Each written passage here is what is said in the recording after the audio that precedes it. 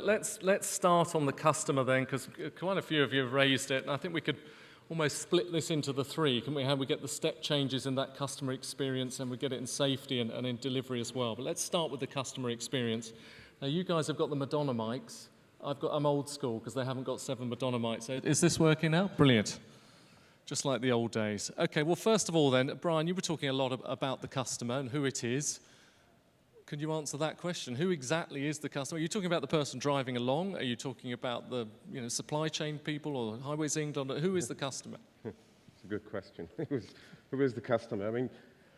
I suppose you could look at it and say, well, we're at a Highways UK conference, so we're talking about highways. But even if you look at it in that context, I mentioned, and I deliberately mentioned local, regional, and national. So at a local level, and having worked in London for many, many years with the likes of Transport for London, the customer, the road user is everybody. So it's the business owners, the people who work out of shops, the residents that live on the street.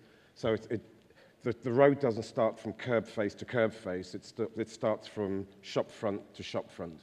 So in that context, you could say, well, the customer is that person. Are they motorists? Are they freight lorry drivers? They are cyclists. They are pedestrians.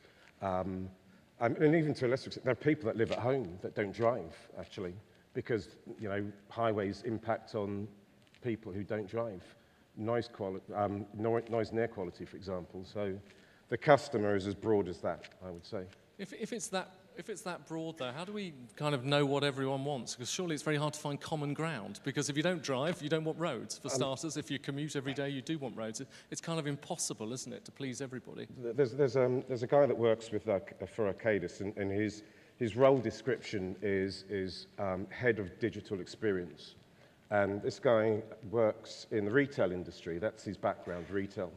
And I spent an hour and a half talking to him about what he does and what he does in the retail industry and what the retail industry does to support and drive that customer experience. And we're talking about the same people, the same diversity of people that operate within the retail market. And their approach is very much about human factors. So it's understanding human behaviors, understanding the fact that there are differences between people in terms of their preferences and how they like to operate. So it's understanding all of that for me. Matt, when you were talking about human factors, can you give us a practical example of what that means? If you go and listen to Ian at Elsa's session later on, you'll get a much better answer than you're going to get from me. But I suppose the example that stands out in my mind from the conversations that we've had was we took some video of some of the work activities that we were doing on the M119 to 16 because we had the technology and we were trying something out and it was really interesting to see. And when we played back some of the videos, and this was an example of some work that was being, well, a couple of examples, some work, but if I had to pick one particular one, some work being done at night and some surfacing work. And when we played it back on a large screen that kind of really brought you into what was going on. And we watched what was going on, and it was pretty difficult to watch because what you saw was all sorts of moving plant and equipment and people. And you say, well, that's not very well controlled. And why is it that the people who are working in that environment haven't done something about it? And it was Ailsa, to be fair, who said, because, and she'll tell me the exact description, but effectively, when you're out in that environment and it's dark and it's at night and it's noisy, your brain locks down and actually starts to make sure that it's looking after you and not after the rest of the environment. So those people become blind to those hazards. Now, we as engineers would have just, perhaps a few years ago, given them a good old bollocking and said, why are you doing that? Whereas it just proves that that isn't the answer. The answer is to understand why people are behaving in certain ways, and then looking at how you've got your systems and processes set up to protect them from what they're inevitably going to do because they're human. David, you made some passionate points about customers. David on the end, David. This could get confusing, couldn't it? Do you think Highways England does enough to really understand who's using the roads? For example, do they use data enough? Does that help to actually understand who's using the roads, what they want, and why they act, how they act? I think we're doing a lot more as Highways England now. I think as Highways Agency, there's an element about creating the infrastructure, operating the network. What I see now is a lot more analysis, not just analysis, but interpretation of that data. So what I'm seeing, you know, in terms of the kind of Highways England approach, that this is increasingly influencing how we operate as a business. So yes, and I think there is still more to do. Like a lot of organisations, there can be data and performance and stats, but how you actually analyse that and use that to drive your business, we're making progress for sure. But it's I say a step change. It feels massively different than it even did 12 months ago in terms of where we are. We still have a journey to go. We're on the journey. Do you think long term, though, it could completely change the way we plan the transport structure in the future? With actually customer first, what do they want? And you get a completely different look to the way roads are maintained. I think potentially. I mean, safety is our bedrock and absolutely the number one, you know, imperative that we have. I certainly see, and this is kind of the question that I ask, I see this shaping kind of how we operate. Equally, I think it's going to shape how we procure. I think Dave Wright made a great point around kind of procurement and how that actually conditions. If you go out for a specific product and you go a certain way, I think you'll get a certain response. But if you're looking at disruption, you're looking at level of service, you're looking at quality, you start shaping your model slightly differently, and maybe then you're opening that market up for a different approach. Let's talk to Dave. When you're sitting in these meetings, have you noticed the tone changing over the years about who we're actually making these roads for and whether we're sort of listening to them? Yes, next one along. I'll go Dave. Right, fully understood. There's a bit of innovation. Yeah, I mean, it's quite interesting, really. I mean, the one thing that I mentioned before about collaboration and how it drives innovation, with our clients, it's quite noticeable over the past 5 years. They're changing outlook and they're changing their need. They want more for less. What they also don't have changed is a focus on the customer. So if you go for a local authority, it's a very political arena because they're concentrating on their electorate. You know, that these officers are there, and if they're not providing the level of service, they'll get voted out. In some of our sort of clients like Highways England and Transport for London, they're very much focused on what the government directive is about how they achieve it. You know, and it's quite really refreshing for me to see the step change I think has happened in both in Transport for London over the past 10 years and also in Highways England. But I think the one thing that we've got to accept is that innovation will only occur if you've got the climate and the culture of wanting to do it and not stifle it. And I think that's the role of where I think the tier ones are, not to try and take all the recognition for the innovation, but actually share and encourage it. And that's where I come from with the right procurement model. Alan, you were talking about not being able to afford maintenance, about rethinking things, and about learning from other areas as well. I think you worked in defence for a while, didn't you? Who's really good at this, and who could we learn from? I mean, are the railways any good at listening to customers? A lot of people wouldn't think so. I think I think the first point to make is I work in quite a few infrastructure sectors, and I think in highways we beat ourselves up a lot of the time, but they do it better in rail, they do it better in water. That's just not true, actually. They all have the same issues, they all have the same challenges, and actually, in all honesty, they probably just about do it the same. But the big difference in terms of how stuff is done is actually the models in terms of where they work. So, for example, in the regulated sector, it's very clear in terms of what those companies have to achieve, and they go ahead and achieve it.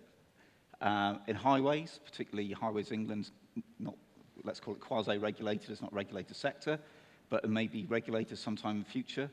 There's definite performance targets achieved, and that drives a certain culture and behaviour in the business to achieve those targets. The key challenge is actually getting those targets right, and that in itself is a challenge, whether it be the customer target or the road condition target. But then when you move to the local road arena, then it becomes different. There are no specific performance targets, and the challenges become far more political, and you're driven by that model. But actually, in terms of the skills and ability of the people who deliver in the highway sector, those are just broadly the same. So the talent is there to do it. Malcolm, it was interesting what you were saying about local roads, and if we're talking about pleasing customers now and people being, do people sort of, is it going to basically, if you drive along a motorway and it's really good and it just gets completely spoilt by the fact that you're just bumping along through potholes on council roads? So do you think it's possible to make the customer happy while we've got this sort of disparity between what's spent on the trunk roads and what's spent on the local roads? Well, yeah, I mean, as long as that disparity exists, then the disparity in condition will exist. If you don't fund the maintenance, it won't get done, and we'll end up where we're heading, continuing to decline local road condition. That's 98% of our network. Highways England's 2%, and they're substantially better funded. And I appreciate it's a different type of network, it has different demands, and maybe that's the level of funding that's required. But there's still 12 billion shortfall in maintenance on all our local roads. I think the Telegraph did a straw poll online recently relating to the third runway at Heathrow. They said, would you rather see 16 billion spent on a third runway or fix all the roads in the country? The clear answer was 2/3 to 1/3, fix the local roads.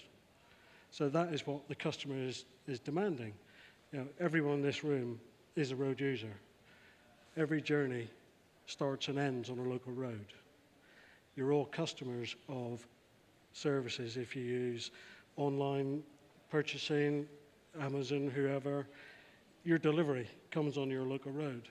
Your services, your gas, electricity, and water are buried in those roads.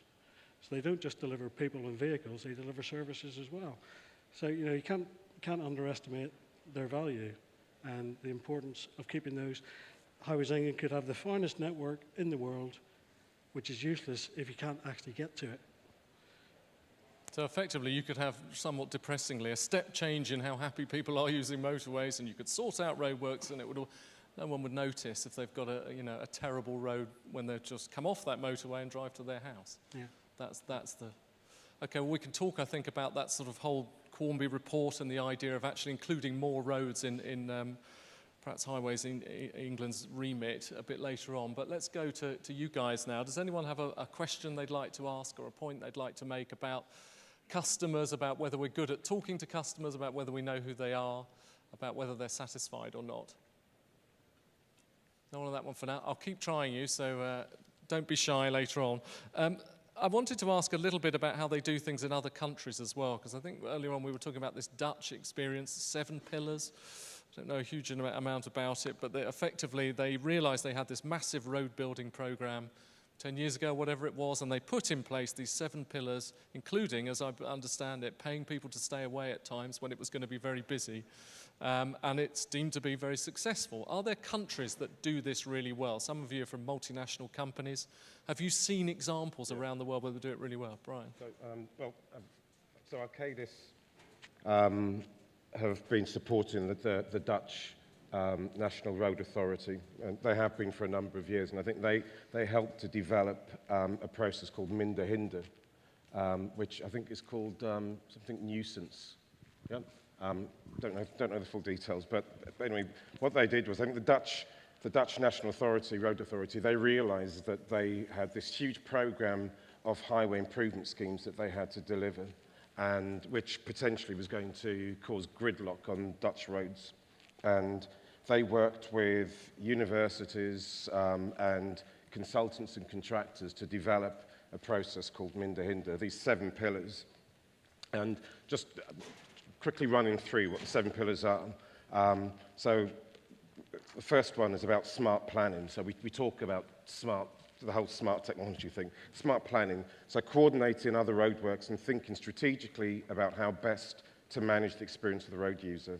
Smart construction, so contractor demonstrates, and the contractor has to demonstrate as part of their tender how they will mitigate traffic congestion during roadworks as part of their tender submission.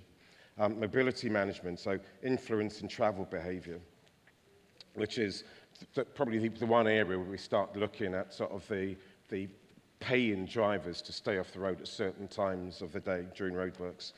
Traffic management, so smooth operation of traffic during roadworks. communication, so really effective communication, public-orientated execution, so communicating effectively and timely to motorists, and then this national and regional collaboration, so pulling everybody together into a room to agree on the best way forward. And when I first read this, I thought, well, we do this here anyway. I mean, a lot of it we do anyway. I think what the Dutch have done, or the approach that they've taken, is that they have pulled it together into a series of I guess, sequential processes that they work through, or systematic processes that they work through. And as a contractor, one of the things that you have to do as part of your tender, depending on the scale of the works and the importance of the works and where the work is being done, you have to, like I said, include that as part of your submission. And I think it's been operating in the Netherlands for probably the last 10 years. I think it's in Sweden, they've started adopting it. And we've done a series of presentations here in the UK looking at whether or not it's something that we can introduce here into the UK market. So possibly speaking to the likes of David, it's the type of thing that we'd be keen to look at developing. Well, let's ask David, what would it take to make that happen? Does that have to come from a government? Does that come from Highways England?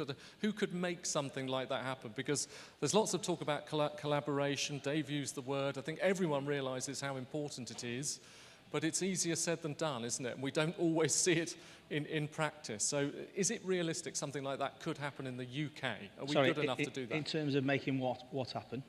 This kind of coordinated approach where you've got this sort of 7 pillars, everyone is kind of going along, following these rules. It's a 10-year plan that's thought ahead with some controversial elements like paying people to stay away, but they say this is worth it, we're going to go for it because it'll get the roads built more efficiently. Yeah, okay. So I think in terms of kind of Highways England, we have the roads investment strategy that kind of sets out, the horizon in terms of where we need to be.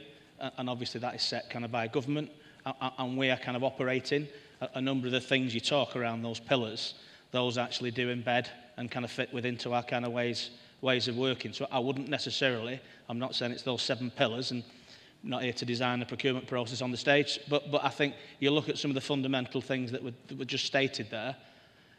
To me, those are already in the realms of kind of possibility and within our gift, even through the roads investment strategy.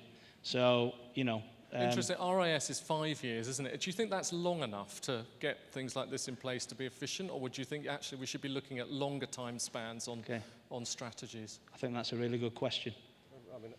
I think You're not allowed to say. We'll have 15 years, please. 15 years of guaranteed money. That would be great. I think if you take the overall, the longer you're looking for the horizon, because you've heard about people needing to invest in the business, people need to understand. So in a general sense, the longer the horizon, you would say the greater the benefits that you can unlock. That's not to say whether the period is the period. So, but yeah, the longer the horizon, you would think the greater the opportunity to realise and build and create those benefits. I mean, it took 10 years for it to be introduced, really introduced into the Dutch, into the Dutch way of doing things. And I think here one of the key things about it, I think, is the fact that you need a leading time. So in some instances, 2-3 years before the project is due to go to site, before you're planning as early as that. So I think in terms of the RIS programme, I think it's ideal. We know that roadworks is going to increase. We've got a huge programme of delivery and big challenges ahead of ourselves in terms of how we keep the network running efficiently and effectively.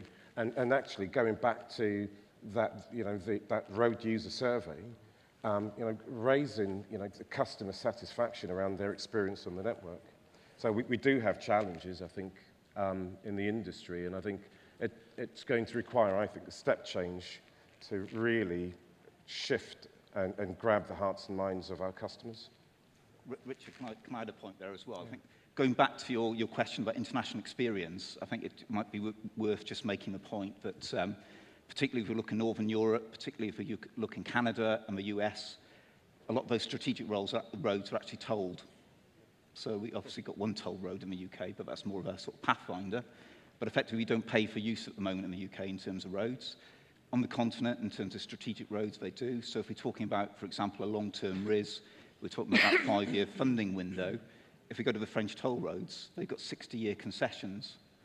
And that's a real long-term to invest in a road network and to innovate and bring new ideas. So we don't quite have that enabler in the UK to do something similar at the moment. Do you think road tolls are ever deliverable? I mean, politically, they're used to it in France now, but if that's the only way you're going to get step changes, and we're talking about step change improvements here, is it to completely change the way roads are funded, in your view? I think road tolling's a political challenge. But yeah, that's one way of putting it. I think with road tolling, there's a far clearer choice in terms of who your customers are, so a clearer choice in terms of what you need to do for those customers. I think through the sort of VED hypothecation that's taking place, there's a whole lot more money coming from road tax into roads. We don't quite know how that road fund's going to work or how much might be allocated to the strategic road network. But that in itself, if that funding comes into the strategic road network and into the local road network as envisaged, I think one of the key challenges that perhaps government should put down is more about longer-term financial plans for both Highways England and for both local roads. And again, if we look in Australia, for example, financial planning over a 10, 20-year horizon is a statutory and mandatory duty of highway authorities. We're not quite there in the UK yet. So that long-term planning will bring innovation. Okay, we'll try these guys one more. Has anyone else got a point they'd like to make from the audience?